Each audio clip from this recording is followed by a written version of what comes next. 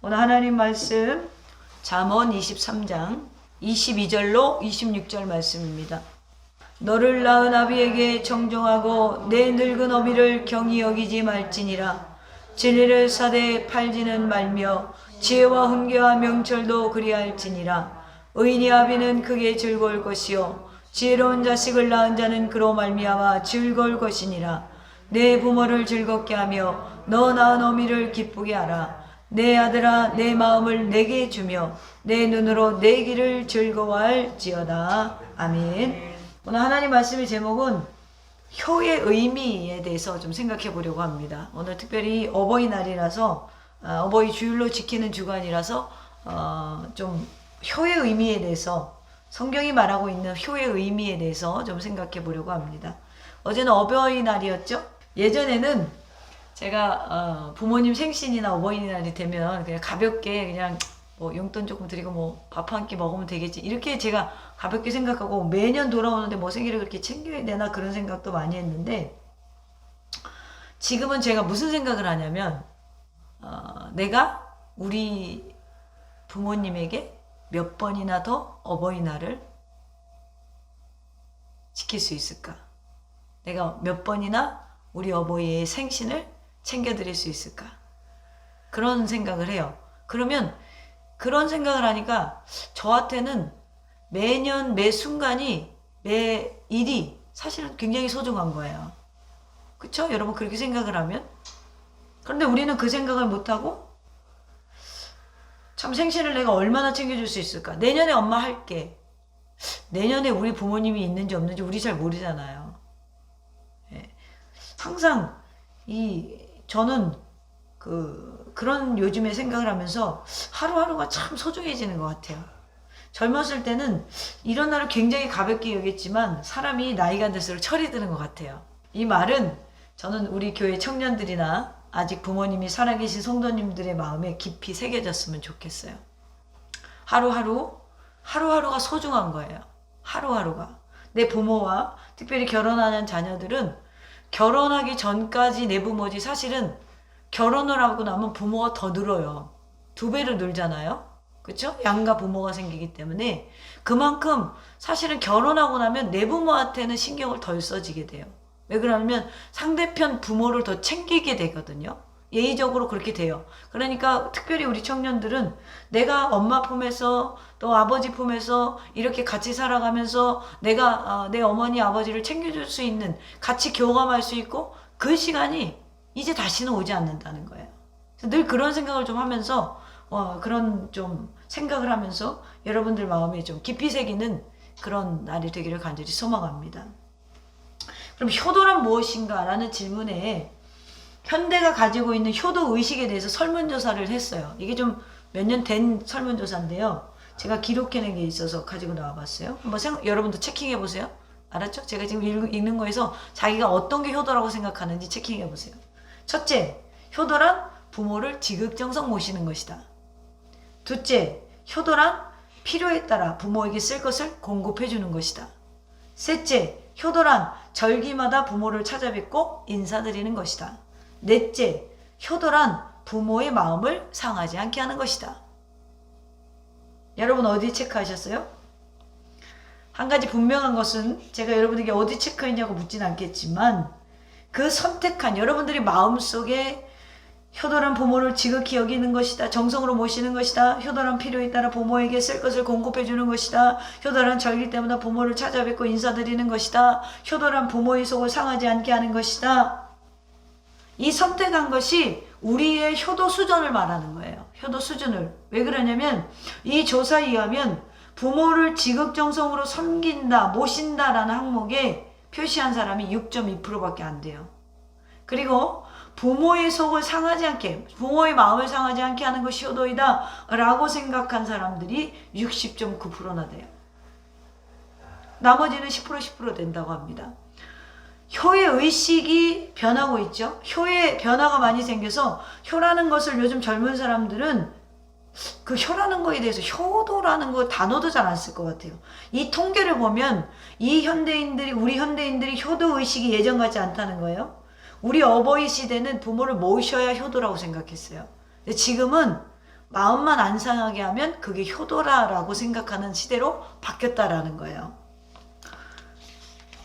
굉장히 의식의 변화가 커졌죠.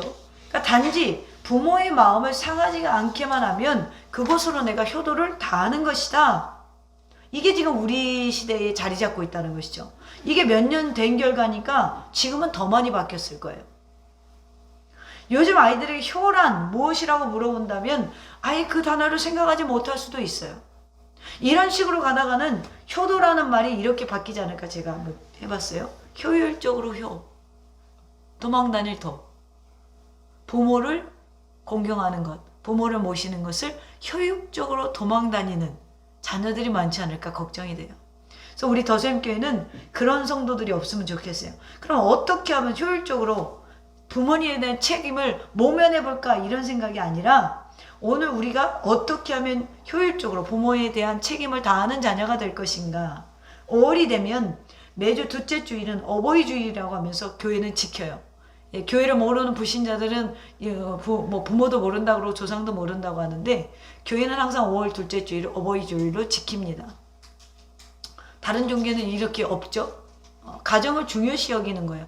기독교는 가정을 굉장히 중요시 여겨요. 교회가 가정이 있어야 교회도 유지가 되는 것이고 또 교회에서 훈련받는 성도들이 가정에 돌아갈 때 가정에 평화가 일어나는 것이죠.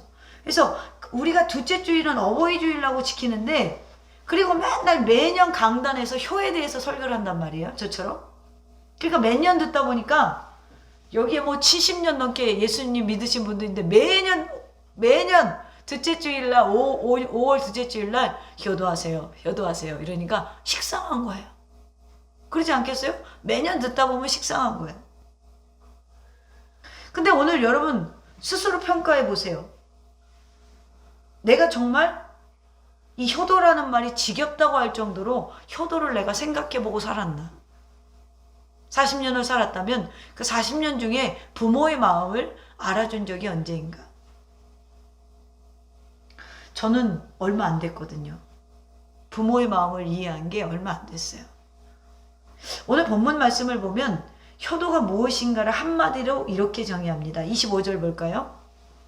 내 부모를 즐겁게 하며 너 낳은 어머니를 기쁘게 하라. 이 무슨 말이에요?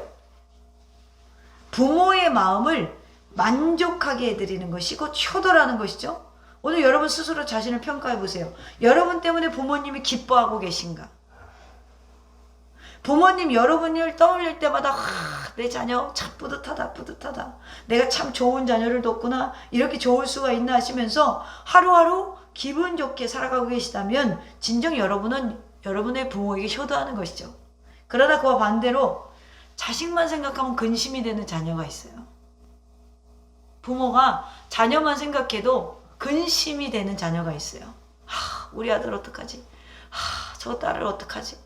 그러면 엄청나게 불효자 중에 불효겠죠. 그렇다면 우리가 왜 효를 다해야 될까? 세상 사람들도 부모님을 잘 공경하면 복을 받는다라는 말을 해요. 그런데 기독교에서조차 왜 효를 강조할까? 첫째는 효는 주님의 명령이기 때문에 그래요. 왜 우리가 부모를 즐겁게 해드려야 되는가? 자녀들이 부모를 기쁘게 해드려야 되는 이유가 뭐예요? 먼저 하나님께서 우리에게 주신 명령이기 때문이라는 거예요. 자, 여러분 하나님 말씀 지키면 복이 와요, 안 와요? 와죠? 근데 왜 이건 안 지켜? 복을 받아야 될 거 아니에요? 우리 좋아하는 복 받아야 되잖아요.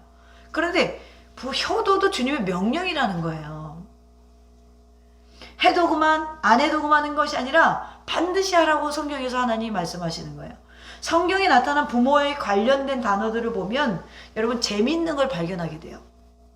부모에 대한 구절을 쫙 보면은 재미있는 구절이 뭔지 아세요? 다 명령으로 써 있어요. 부모 공경에 대해서 하라, 해야 한다 라는 명령어로 되어 있다는 거예요. 다 하나같이 명령형으로 되어 있어요. 부모를 잘 섬기는데 다른 이유가 없다는 거예요. 하나님이 명령하셨기 때문에. 오늘 본문에만 보더라도 6번이나 명령형이 등장을 해요. 우리 22절부터 볼까요? 너 낳은 아버지에게 청정하라. 또 내 늙은 어미를 경히 여기지 말라. 내 부모를 즐겁게 하라. 너 낳은 어미를 기쁘게 하라. 내 아들아 내 마음을 내게 달라. 내 눈으로 내 길을 즐거워할지어다. 라고 6번이나 명령형이 진행되고 있어요. 모두가 하라. 효에 대한 명령이지 부탁이나 권위가 아니라는 거예요. 부모의 마음을 기쁘게 해드리고 즐겁게 해드리는 하나님의 자녀라면 당연히 해야 된다는 거예요. 내가 효를 함에 있어서도 내가 하나님의 자녀이기 때문에 해야 돼요, 여러분. 우리 다 하나님의 자녀죠? 아멘? 하나님의 자녀가 하나님의 명령을 받아야 될 거 아니에요. 에베소서 6장에 보니까 내 아버지와 어머니를 공경하라. 이것은 약속이 있는 첫 계명이니 라고 했어요. 효도가 하나님의 약속이 담긴 엄숙한 명령이라는 것이죠. 단순한 명령형에서 넘어서 하나님과의 약속된 계명이라는 거예요. 10계명은 두 부분으로 나눈다고 그래요. 여러분 이제 설명을 많이 해서 이제 아시겠죠? 1계명부터 4계명까지는 누구를 섬긴다? 네, 자신이 없어요. 하나님을 섬기는 것이죠. 그리고 5계명부터 10계명에는 사람과 사람과의 관계인데 그 인간과의 첫 번째 계명이 바로 honor your parents예요. 너의 부모를 공경하라예요. 무엇 때문에 부모를 기쁘게 해드려야 되는가? 하나님이 그렇게 하라고 했어요. 우리는 부모님을 보면서 대부분 내가 부모님에게 공경해야 되는 이유를 찾아요. 우리 엄마가 나한테 잘하니까, 우리 아버지가 훌륭하니까, 우리 아버지가 사회에서 인정받은 사람이니까, 우리 어머니는 돈이 많으니까, 우리 어머니는 우리 엄마니까. 자, 지금 원인을 다 뭐예요? 부모에게서 찾아요. 제가 이거 새벽 설교에 아마 부모 자녀 간의 관계에 대해서 얘기를 했을 거예요. 나를 낳아주셨으니까, 내 부모니까 어쩔 수 없어서. 그러나 부모님을 공경하는 것은 하나님의 명령이며 하나님과의 약속 있는 계명이라는 것을 명심해야 돼요. 공경을 부모의 체면을 봐서 하는 게 아니에요, 여러분. 부모가 불쌍해서 하는 게 아니에요. 어떤 유익이 내게 돌아와서 하는 게 아니에요. 내게 돌아올 유산이 남았기 때문에 하는 게 아니에요. 내가 이렇게 하지 않으면 윗사람으로부터 욕먹으니까 하는 게 아니에요. 나중에 주위 사람들부터 뒷말을 들으지 않으려고 시댁 어른한테 잘하는 것이 아니에요. 부모를 기쁘게 해야 되는 일은 자식들이 반드시 해야 할 주님의 명령이고 법이고 계명임을 우리가 잊지 말아야 돼요. 우리들의 부모님도 약점이 있어요. 있어요. 왜 없겠어요? 저렇게 기도 많이 하시는 분도 있어요. 예? 누구라고 말은 않겠어? 저 기도 많이 하시는 분도 약점이 있어요. 여러분들 부모 봤을 때 여러분들이 부모가 완벽한가요? 그렇게 생각해요? 우리 엄마 아빠는 완벽해. 하나님 앞에서 완벽한 사람들이에요. 그렇게 생각이 안 들어요. 왜 그래요? 사람이기 때문에 그래요. 그런데 우리가 부모 공경을 사람에게서 찾으면 공경이 안 되죠. 아버지 어머니가 실수 안 했을 때는 존경하다가 실수하니까 뭐 저래. 나 실망시키네 우리 부모가. 이러면 된다 안 된다? 안 된다라는 거예요. 왜 그래요? 부모 공경의 원인을 하나님께 찾아야 돼요. 내가 하나님의 자녀이기 때문에. 우리 부모님들이 완벽하지 않죠. 부족한 부분이 있죠. 그럼에도 불구하고 나를 받아주신 하나님. 그 사랑으로 부모님이 불신자이건 신자이건 여러분 공경하시고 사랑하세요. 그리고 부모님이 예수님을 모른다면 가장 큰 선물을 하세요. 바로 복음적인 우리 부모님으로 만들기 위해서 여러분 기도 많이 하시고 그리고 그분의 마음을 움직이기 위해서 노력을 많이 하셔야 돼요. 우리가 부모님을 섬겨야 되는 이유는 하나님이 말씀하신 것이기 때문이라는 이 기본 원칙을 잊지 말기를 주님의 이름으로 축원합니다. 두 번째는 나의 인간관계에서 가장 큰 은혜를 입은 사람이 바로 부모님이기 때문에 우리가 그들을 바로 공경하셔야 돼요. 왜 그래요?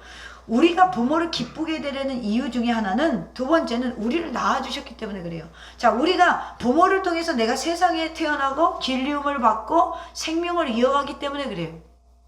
부모 없이 지금의 나는 존재할 수 없어요. 제가 철이 없을 때 하도 우리 어머니가 기도만 하고 나를 안 밀어주니까 그런 말을 했어요. 지금도 죄송해요. 엄마가 나한테 해준 게 뭐가 있어 그랬어요. 근데 여러분, 해준 게 왜 없어요? 세상에 뒤통수가 짱구가 될까봐. 제 뒤통수 없잖아. 절벽이잖아. 왜 이런 줄 알아요? 애를 머리가 돌아가지 않게 이렇게 잡아놔서 그래. 그래갖고 뒤통수가 눌려갖고 납작해요 제가. 그러니까 제가 잘 때 고개가 이렇게 삐뚤어져가지고 짱구가 될까봐 얼굴을 이렇게 반듯하게 만들어 놓냐고. 앞뒤가 이렇게 빤빤하잖아 지금. 근데 그게 뭐예요? 어머니 입장에서는 그때부터 우리에게 엄청나게 공을 들였다라는 거예요. 그러니까 부모님이 나한테 안 해준 게 없어요. 없는 게 아니라 해주신 것이 너무나 많다라는 것이죠. 왜 그래요? 내가 부모님이 나를 낳아서 젖을 먹이고 또 미움을 먹이고 이유식을 먹이고 했기 때문에 나중에 내가 밥을 떠먹을 수 있는 것이지. 근데 우리는 밥을 떠먹는 순간에 어머니가 젖 먹이고 미움 먹이고 이유식 먹은 걸 잊어버리고 내 힘으로 밥을 먹는다라고 생각을 해요. 그래 안 그래? 안 그래? 그래요. 부모 없이 태어난 사람이 없어요. 22절 보겠습니다. 오늘 보면 22절에 보면 너를 낳은 아비 이렇게 표현해요. 그리고 25절에 마지막에도 보면 너를 낳은 어미 이렇게 표현을 해요. 우리를 낳아주신 분이라는 것이죠. 육적으로. 여기서 낳았다는 말은 생명을 주었다라는 것이죠. 본래 우리의 생명이 주관자는 하나님이세요. 그런데 하나님은 인간관계 속에서 하나님과 당신의 자녀의 관계를 나타나는 모형을 만드셨는데 그것이 육의 부모와 자녀 간의 관계라는 거예요. 그러니까 뭐예요? 내 부모는 우리가 이렇게 표현하죠. 간줄기에서 우리가 태어났다 그러잖아요. 부모의 간줄기에서 태어났다라고 표현을 하는데 우리에게 육신의 DNA를 나눠주신 그 은혜가 인간과의 관계에서 내가 은혜를 입은 사람, 그리고 나를 끝까지 내 편이 되어줄 수 있는 사람은 우리 부모님밖에 없어요. 아멘? 끝까지 내 편이 되어주는 건 남편도 아니에요. 아내도 아니에요. 여러분 착각하지 마세요. 끝까지 내 손을 잡아주는 건 부모밖에 없어요. 이 세상에서. 여러분 뜨겁게 젊은 날에 사랑하면 남편은 나를 배신하지 않을 것 같고 아내는 나를 배신. 그거 천만의 콩떡 만만의 콩떡이요.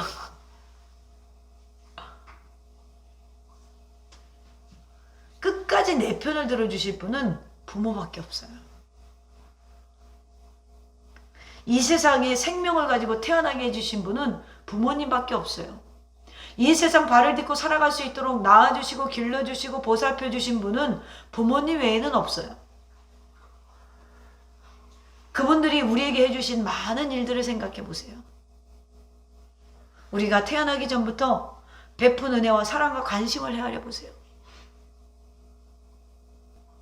여러분 전쟁통에서도 아이는 편안하게 잠을 잤대잖아요. 왜 그래요? 엄마 품에 있으니까. 우리나라 실제로 전쟁통에서 아이들은 엄마 품에서 잠을 잤다는 거예요. 우리도 다 그런 적이 있었어요. 그렇기 때문에 자녀들에게 해주신 많은 일들을 생각해 보면 얼마나 내 부모가 늙는 것이 아까운 줄 모르겠어요. 오늘 본문에서 부모가 생명을 주셨다는 말은 단지 낳았다라는 것만을 의미하는 것이 아니라 낳으시고 길러주신 거예요. 할렐루야. 그 은혜를 깊이 생각하라는 거예요. 예전에 저는 그 외 어머니 생각하면서 눈물을 흘리면서 막 설교하시는 목사님들이 있어요. 그거 보면서 진짜 감정조절도 못하는 푼수 땡아리들이라 내가 그랬거든요. 그런데 지금 생각해보니까 제가 빈정됐는데 그 회개했어요. 제가 철들면서 보니까 그 어머니라는 단어에도 울컥할 때가 굉장히 많아요. 사랑하는 성도 여러분, 저는 우리 교회 성도님들이 빨리 철이 들면 좋겠어요. 무슨 말이에요? 나와 부모님과 함께 할 수 있는 시간은 영원하지 않아요. 아직도 여러분들의 부모님이 살아계신 분들은 이 마음으로 오늘만이라도 부모님을 기쁘게 해드릴 계획을 한번 세워보시기를 간절히 축원합니다. 세 번째로 효를 행하는 것이 또 복을 받는 비결이라고 성경이 말하기 때문에 그래요. 하나님의 명령을 지켰는데, 당연히 지켜야 돼서 지켰는데 하나님이 그것 때문에 순종했기 때문에 우리에게 축복도 허락해 주신다는 것이죠. 부모를 기쁘시게 해드릴 중요한 이유 중에 하나가 있죠. 부모를 기쁘게 해드릴 때 하나님께서 우리에게 복을 주신다는 거예요. 성경에는 내 부모를 공경하라 명령하신 다음에 많은 복을 약속하십니다. 이 효에는 하나님과의 약속에 복이 담겨져 있는데 효도하지 않는 사람은 그 복이 무엇인지를 모르겠죠. 그러나 효도하는 사람은 그것을 알게 될 수 있겠죠. 효도하는 자만이 그 안에 감추인 복을 받을 수 있다는 것입니다. 부모를 섭섭하게 하면서 복을 받으려거나 내 자식들로부터 효를 받을 생각을 한다면 그것은 심지 않는 데서 거두려고 하는 마음입니다.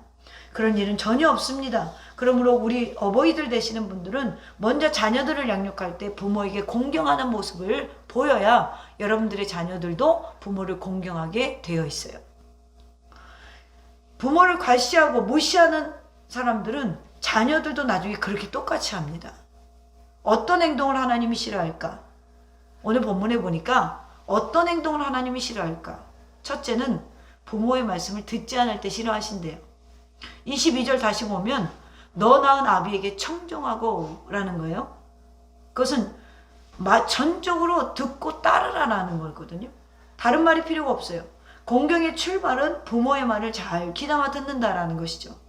예전에는 저도 반항심이 강해서 무슨 말을 하면, 엄마가 무슨 말을 하면 저걸 받아칠 단어를 구미하는 거야.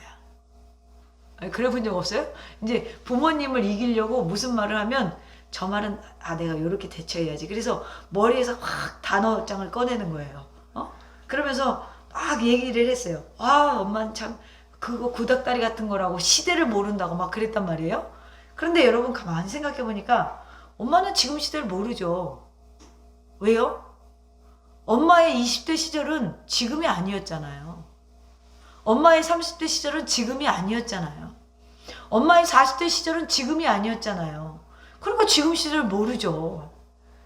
그러므로 우리는 엄마와 내가 시대가 다르다라고 이야기하는 것보다는 엄마의 인생 최고의 전성기 젊었던 시절이 우리랑 다른 시대였음을 인정하고 그 차이를 자녀들이 인정해주고 부모님의 말씀을 듣고 우리 시대로 끌고 와서 지혜와 성실을 우리가 적용해야 되는 거예요. 할렐루야. 오늘 본문의 효의 시작은 청종하라 라고 시작해서 즐겁게 하라 라고 마칩니다. 부모님이 원하는 대로 필요한 것을 다 해드릴지라도 청종할 줄 모른다면 효도하는 게 아니라는 거예요. 부모는 자녀가 자신의 말을 들어주고 자신을 필요로 하는 자녀를 바라볼 때 기쁨이 된다는 것이죠. 그러니까 요즘에 저는 그래요. 사실은 그 엄마가 말하는 걸 다 다 순종하진 않지만 옛날에는 싫어, 그거 안 할 거야 그랬거든요. 근데 이제는 얘기하면 가만히 듣고 있어요. 하는 척이라도 하는 거지 이제. 하는 척이라도 하는 거예요. 가만히 듣고 있는 거예요. 그래 그렇지. 그리고 예전에는 제가 엄마한테 먼저 사과해 본 적이 없어요. 엄마가 사과를 했지. 근데 엄마가 항상 먼저 말 거는 거예요. 저는 말을 한 달도 안 하고 2달도 안 할 수 있어요. 근데 엄마가 먼저 말을 하는 거예요. 더 많이 사랑하니까 자식을.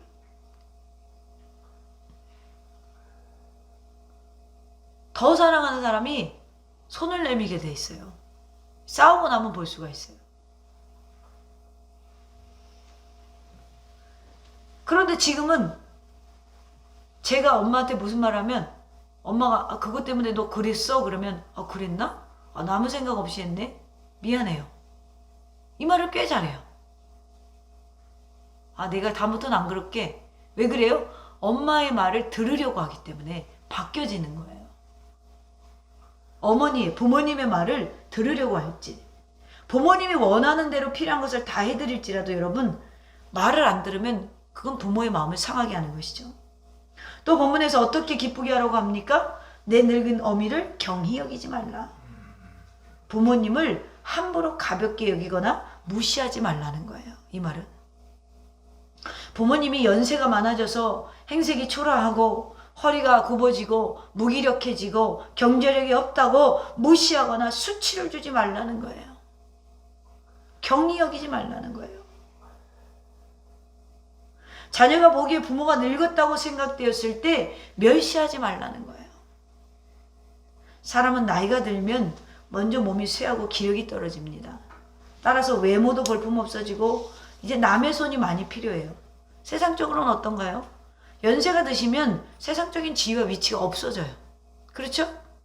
없어지잖아요. 직업도 없어지고 위치도 없어지고 없어져요. 그때 우리가 부모님이 자식의 눈치를 보게 만들면 안 돼요. 할렐루야? 절대 그러시면 안 된다는 거예요. 여러분들의 부모가 어려운데 여러분들이 나중에 지금 우리 청년들은 뭐 돈을 벌고 있진 않지만 벌게 돼서 여러분들 적금이라도 생기고 이러면 우리 부모가 좀 어려운 것 같아요. 그럼 말없이 좀 통장으로 싸주면 안 돼? 그걸 100만 원 주면서 생색을 내고 엄마 내가 그때 줬잖아. 그러면 안 된다라는 것이죠. 부모가 자녀에게 눈치 보이지 않도록. 그래서 고독하거나 외로우거나 자기가 세상에서도 고독하고 외로운데 내 자녀에게까지 그런 마음을 갖지 않도록 배려하면서 섬길 수 있는 지혜가 있기를 간절히 소망합니다. 사랑하는 더샘의 성도 여러분, 사랑하는 하나님은 의로운 자를 기뻐하시는데 하나님께 의로운 자녀가 되시기를 바랍니다. 그러려면 우리 부모를 즐겁게 하며 우리를 낳은 어미를 기쁘게 하기 위해서 할 일이 뭐예요? 24절에 봅니다. 의인의 아비는 크게 즐거워할 것이요 지혜로운 자식을 낳은 자는 그로 말미암아 즐거울 것이니라. 그렇습니다. 한마디로 의로운 삶을 살아가는 자녀가 부모를 즐겁게 하는 자녀라는 것이죠. 부모들은 오로지 자식들이 의롭고 신실한 인생을 살아주기 바랄 뿐 다른 것 있어도 그만 없어도 그만이에요. 이보다 더 부모를 기쁘게 해드릴 수 있는 기쁨이란 달리 존재하지 않아요. 요한일서 3장 4절에 이런 말이 있어요. 내가 내 자녀들이 진리 안에서 행한다함을 듣는 것보다 더 기쁜 일이 없도다. 자녀들이 매사 바르고 정직하게 인생을 살아갈 때 부모님들은 마음이 흡족해하며 기뻐하는 줄로 믿으시기를 바랍니다. 그렇습니다. 내일이 아니라 여러분 오늘 부모님을 기쁘게 해드리세요. 부모의 말을 들어주세요. 청종하세요. 아무리 이치적으로 맞지 않고 계속 한 말도 하고 한 말도 하고 한 말도 하고 그래도 짜증나거나 불평하지 마세요. 보니까요 연세가 드실수록 한 말 또 하고 까먹고 또 하고 까먹고 또 하고 까먹고 또 하더라고.